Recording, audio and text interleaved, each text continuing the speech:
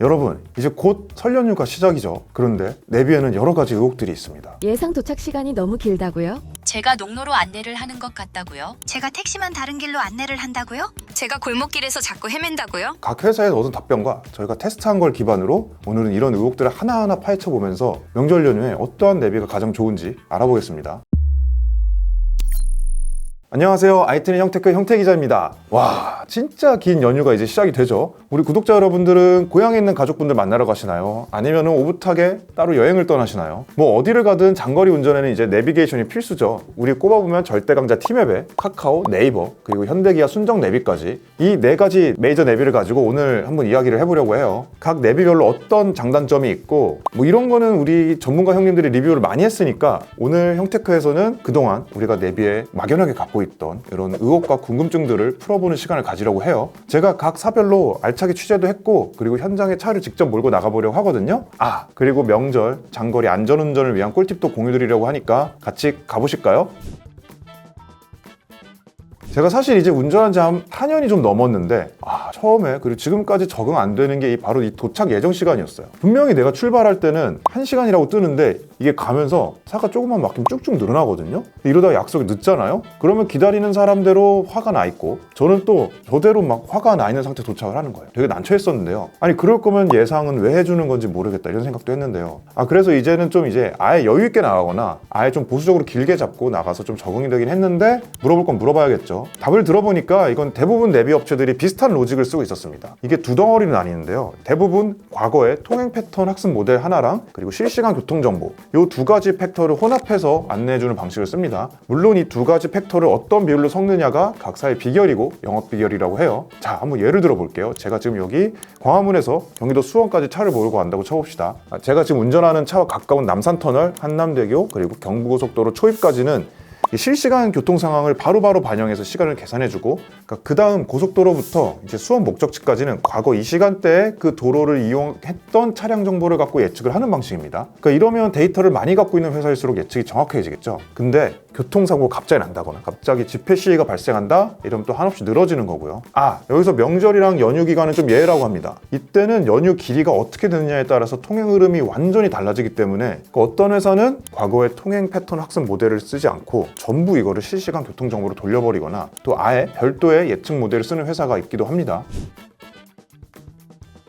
예상 도착 시간 얘기를 좀 더 해보자면 내비 여러 개 같이 쓰시는 분들은 좀 아실 수도 있어요. 특히 현대기아 순정 내비가 유독 이게 도착 예정 시간을 길게 잡습니다. 좀 특이하지 않나요? 그러니까 대부분 비슷한 로직을 쓸 텐데 여기만 왜 길까? 그래서 제가 현대기아에 들어가는 내비를 개발한 현대오토에버에 물어봤는데요. 현대오토에버에서는 제일 중요한 요인을 이제 ETA, 즉 도착 예정 시간으로 보고 있다 이렇게 말했습니다. 운전자가 초행길이나 정확한 길을 모를 때 내비를 쓰기도 하지만 우리가 이제 약속 시간 얼마 전에 이제 제대로 정확한 약속 시간 안에 도착하려고 내비를 쓰는 경우가 많죠. 그래서 정해진 약속 시간 안에 목적지를 갈 수 있냐를 판단하기 위해서도 내비를 쓴다 이거예요. 그런데 가다 보면 이게 교통 상황이 변하기도 하고 내가 정말 운 없게 신호에 계속 걸리기도 하고 오차가 날 수 있는 거잖아요. 그래서 여기서는 이제 시간이 늘어지는 것보다는 처음에 보여줬던 예상 시각에 정확히 도착하거나 이게 1시간 간다고 그랬는데 이게 가다 보면 줄어들면 기분이 좋잖아요. 그러니까 이를 줄이면서 운전자의 심리적 안정 상태를 좋게 유지하는 거를 좋다고 본다고 해요. 그래서 현대오토에버는 최대한 예상 도착 시간보다 이게 늘어나지 않도록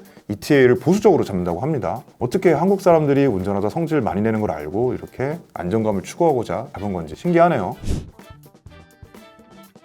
또 다른 내비들과 달리 네이버 지도 내비를 쓰면 특이한 점이 또 하나 있는데요. 그러니까 다른 내비들은 이제 검색하잖아요. 그럼 이제 추천 경로, 최소 시간, 무료도로 막 이런 것들 위주로 선택지를 주죠. 근데 네이버에서 한번 검색해보면 딱 실시간 추천까지는 동일한데 그 다음부터는 이렇게 길 이름으로 추천을 합니다. 이것도 신기하잖아요. 그래서 네이버에 물어봤어요. 그러니까 돌아온 답이 운전자마다 선호하는 도로가 있을 수 있고 그러니까 경로에 따라서 어떤 길을 경유해서 가는지 이걸 궁금해할 수도 있어서 이런 정보를 제공한다고 합니다. 와, 이건 뭐랄까 이게 좀 완전한 이제 타지에서 운전하는 초행길 운전자 대상이라기보다는 뭔가 이제 동네를 알고 지리를 좀 아는 운전자에게 안내하는 것 같다는 느낌이 들었어요.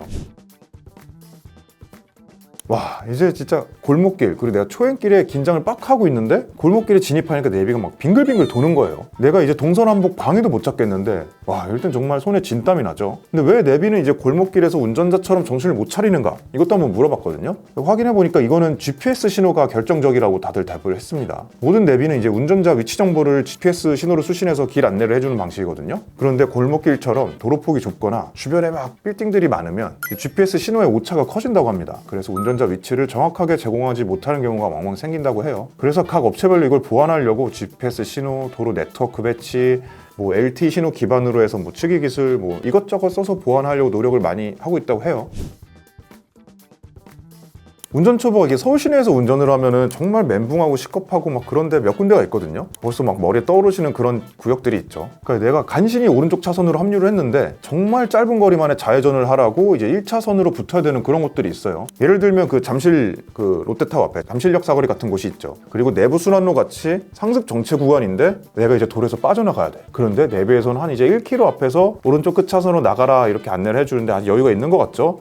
근데 내 오른쪽에는 차가 줄지어 서 있어. 이거 뭔가 쎄해요. 그럼 맞아요. 여러분들 망한 거 맞습니다. 이런 경우에 내비는 어떻게 도움을 주고 어떻게 우리가 좀 슬기롭게 내비를 읽어야 될까요? 물론 이제 지나쳐도 돌아가는 게 이제 안전운전이랑 내 속에도 좋지만 최대한 시간 아껴 잘 지나가고 싶잖아요. 이게 물어보니까 네이버 내비는 이제 수백 미터 전에 이렇게 가야 할 차로가 강조돼서 미리 좀 나오고요. 그리고 그러니까 내가 직후에 변경할 차선 그리고 그 다음에 변경할 차선 정보도 이렇게 표시를 해주고 있습니다. 지난해 이런 기능을 추가했다고 해요. 그리고 카카오 내비는 보통 이제 일반 도로는 1km 전부터 그리고 고속도로는 2km 전부터 내가 회전해야 되는 지점이랑 방향을 음성으로 안내해준다고 합니다. 1km 앞 요금소가 있습니다. 그러니까 이때 내가 가야 하는 차선과 가지 말아야 될 차선을 이제 색으로 구분해서 보여주고요. 미리 차선 변경도 할 수 있도록 추천 차선도 별도의 색으로 강조해서 보여준다고 해요. 현대오토에버는 교차로마다 한 700m 전부터 진행 방향 정보를 표시해준다고 합니다. 그러니까 내가 이제 가야 되는 차로를 별도 색상으로 이렇게 표시를 다른 내비들은 같이 해준다고도 하고요.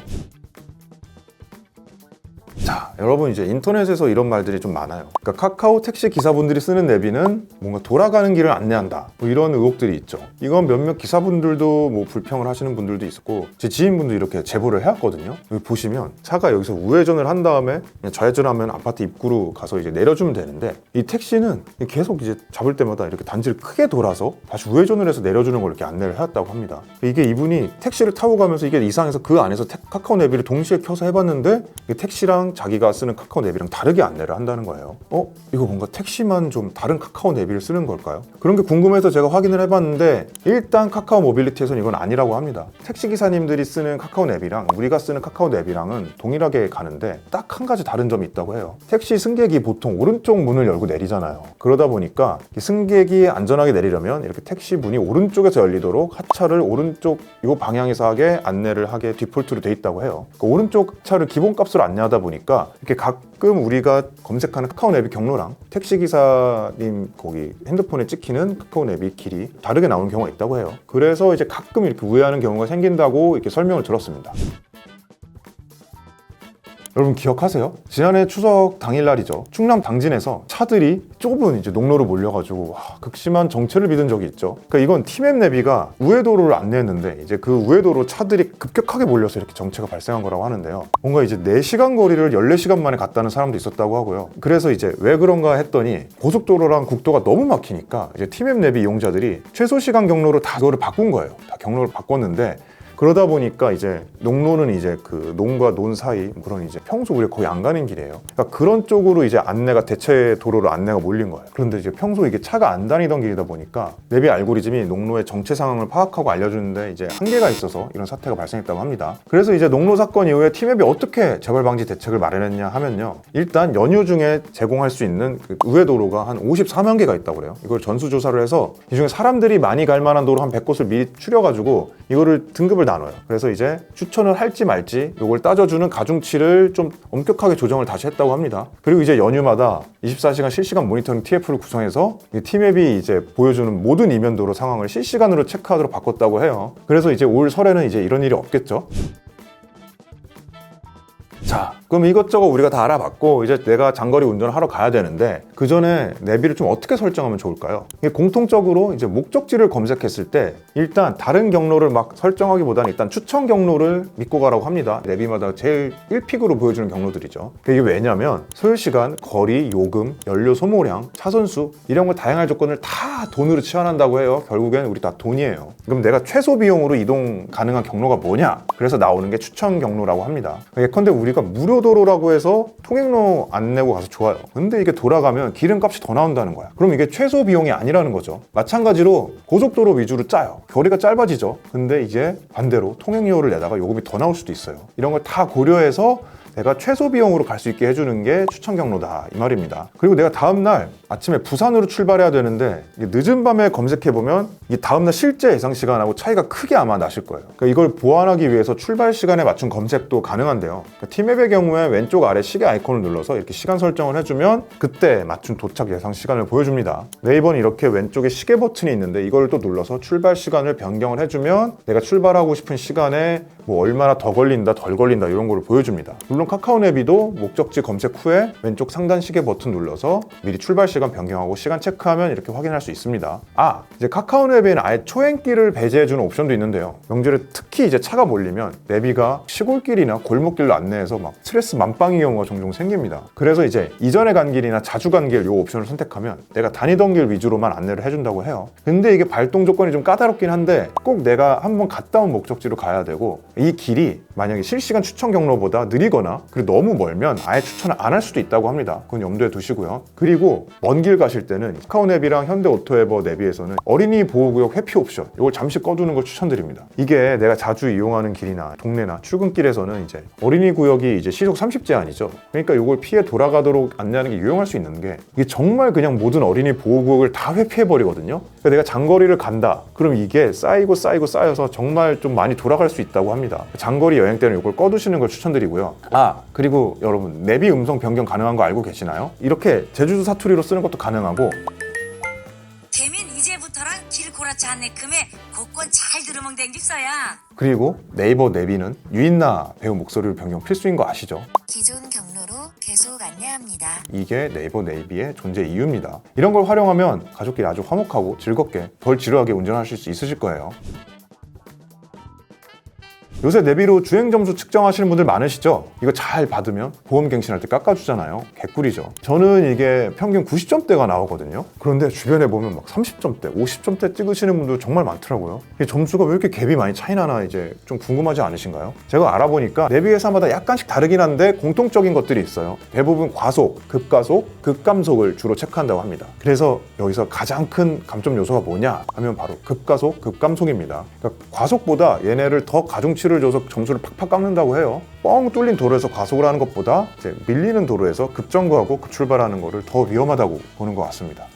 그리고 티맵의 경우에는 이제 밤에 좀 더 엄격하게 점수를 매긴다고 해요. 밤에 운전하는 게 위험하긴 하죠, 확실히. 그러다 보니까 이때 급감속, 급가속을 하다 보면 더 점수를 팍팍 깎는다고 해요. 자, 지금까지 내비를 둘러싼 여러 의문점들이랑 명절 장거리 운전 팁을 알아봤는데 어떠셨어요? 저도 내비에 대한 막연한 궁금증과 의심이 많았는데 이번에 저도 취재를 해보면서 좀 해소가 된 것 같습니다. 그럼 이제 떠나야 할 길이 멀죠? 차 시동 걸러 가보실까요? 구독자 여러분, 설날 연휴 즐겁게 보내시고 가족들과 행복한 명절 되시길 바라겠습니다. 여행 가시기 전에 구독, 좋아요, 알림 설정 잊지 마시고요. 감사합니다. 여러분이 사용하시는 내비게이션도 궁금해요. 그러니까 댓글로 뭐 내가 이런 걸 쓰고 요건 이래서 좋다 이런 것도 좀 알려주세요. 난 근데 KTX 타고 내려가야지.